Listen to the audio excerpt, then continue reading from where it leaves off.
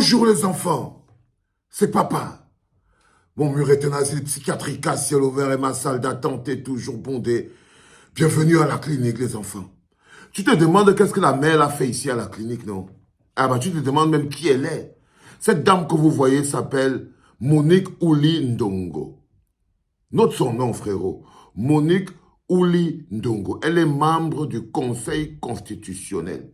Elle a été nommée hier par Paul Biya, membre du Conseil constitutionnel, c'est-à-dire le Conseil constitutionnel qui doit lire en toute impartialité le nom de la personne qui a gagné l'élection.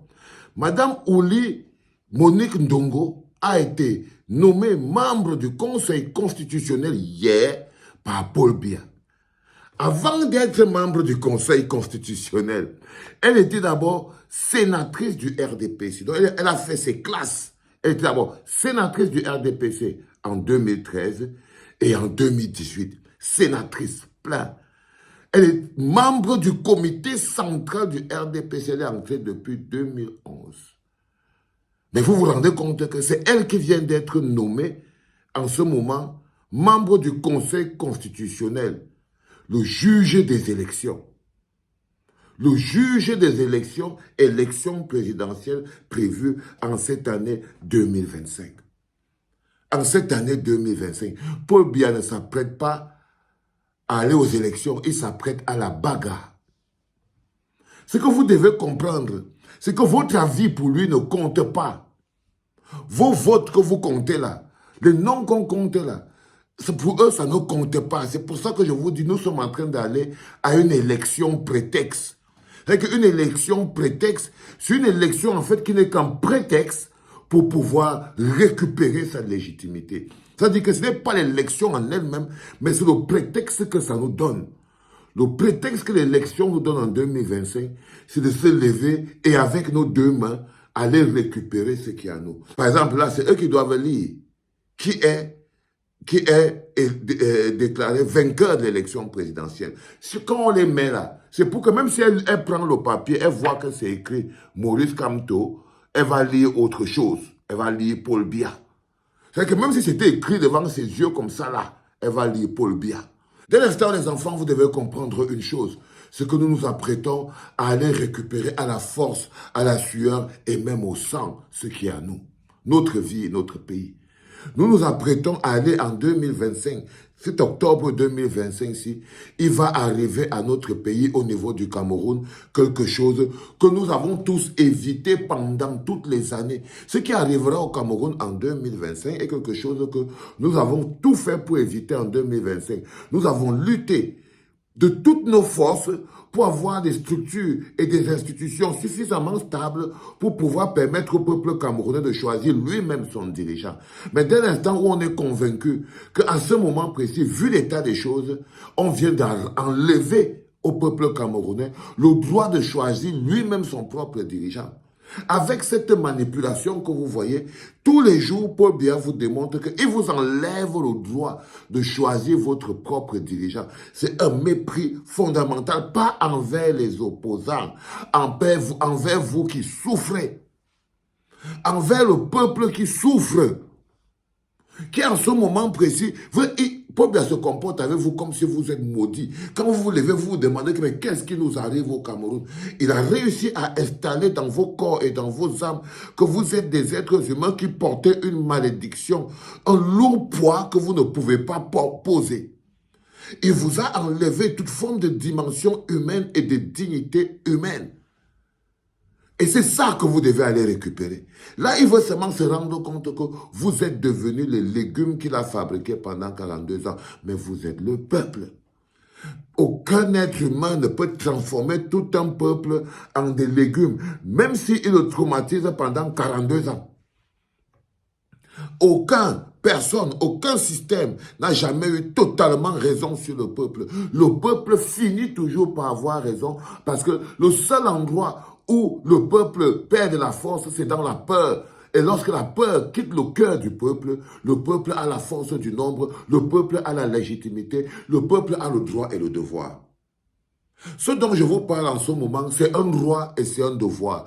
Droit et devoir de survie pour tout notre pays.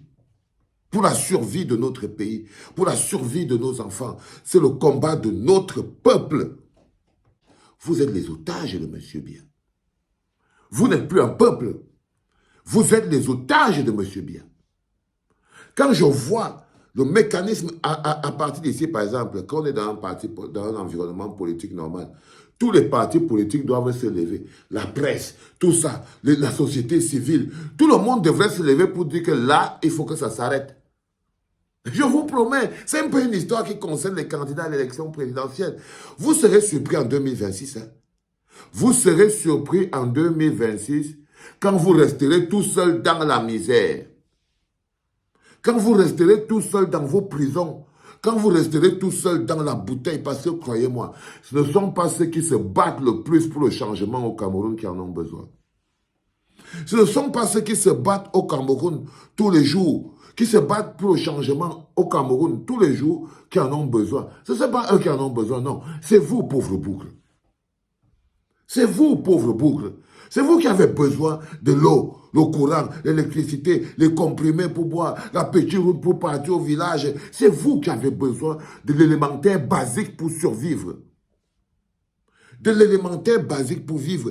Et 2025, c'est la dernière chance. Si ce peuple ne se lève pas en 2025, il ne se lèvera plus. Jusqu'à ce que le Cameroun vous s'écroule sur vos têtes. On va donc devenir un état de jungle. Chacun se bat pour avoir son petit peu et partir vivre. Parce que là, on va se retrouver dans une situation, oui. Parce que si le travail se passe en 2026, le Cameroun sera la jungle. Où chacun se bat pour avoir son petit peu et vivre sa vie. Parce que qu'est-ce qu'on pourrait encore faire? Un gars comme moi, comme je vous le dis toujours. Qu'est-ce que je pourrais encore avoir comme énergie en 2026? Je vais tout mettre en 2025. Tout le reste de mon cœur et de mon âme, je verse dedans. Je verse dedans. Et pour vous, c'est important à capter parce que ceux qui sont en ce moment en captivité, qui vivaient la position d'otage de Paul Biya, ne soyez pas victime du syndrome de Stockholm. J'ai l'impression que vous avez tellement eu peur, il vous a tellement fait peur que vous avez perdu de vue votre force. Que vous avez perdu de vue votre dignité, votre courage, votre détermination. Notre force, notre dignité, notre détermination n'existe pas seulement dans le sport. Ce n'est pas seulement dans le foot. Ce n'est pas seulement dans le MMA. Non, ce n'est pas là-bas qu'on juge la force d'un peuple. On ne juge pas la force d'un peuple par son équipe de football. Non. On ne juge pas la force d'un peuple par ses champions de MMA. Non. On juge la force d'un peuple par sa capacité à se lever et à se battre pour l'intérêt collectif, à revendiquer leurs droits, à s'imposer à l'intérieur de la gouvernance de son pays. C'est quand la voix du peuple, aucun dirigeant ne peut jouer avec ça. Là, on dit qu'un peuple est fort. C'est quand aucun dirigeant ne peut se moquer de la souffrance d'un peuple. Là, on dit qu'un peuple est fort.